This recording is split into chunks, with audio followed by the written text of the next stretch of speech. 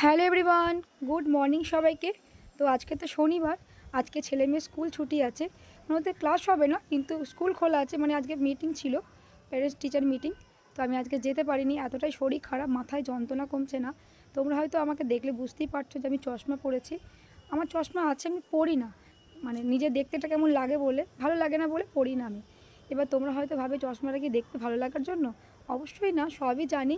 কিন্তু তবু কী বলো তো, মানে কেমন একটা লাগে, অড লাগে বলে না, পড়তে ভালো লাগে না।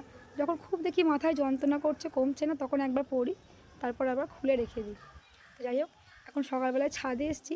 কালকে সব কেচেছিলাম, কালকে সারাদিনই বৃষ্টি পড়েছে। তো আজকে ভাবলাম চলো ছাদেগুলো মিলে দিয়ে আসি।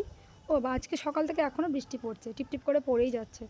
তো ফালতু মিলে আর লাভ নেই, ভিজে যাবে, যেটুকুনি শুকিয়েছে সেটুকুনি মানে পুরো ভিজে যাবে। তো ভাবছি আবার নিচে নিয়ে চলে যাব।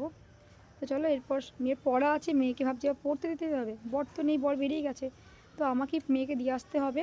তো এখনও মেয়ে ঘুমাচ্ছে, যেহেতু স্কুল ছুটি আছে, আজকে একটু মানে বেশি করেই ঘুমাচ্ছে। কালকে রাতে শুতে অনেকটাই লেট হয়ে গেছিলো, তাই আজকে অনেকক্ষণ ধরে ঘুমাচ্ছে।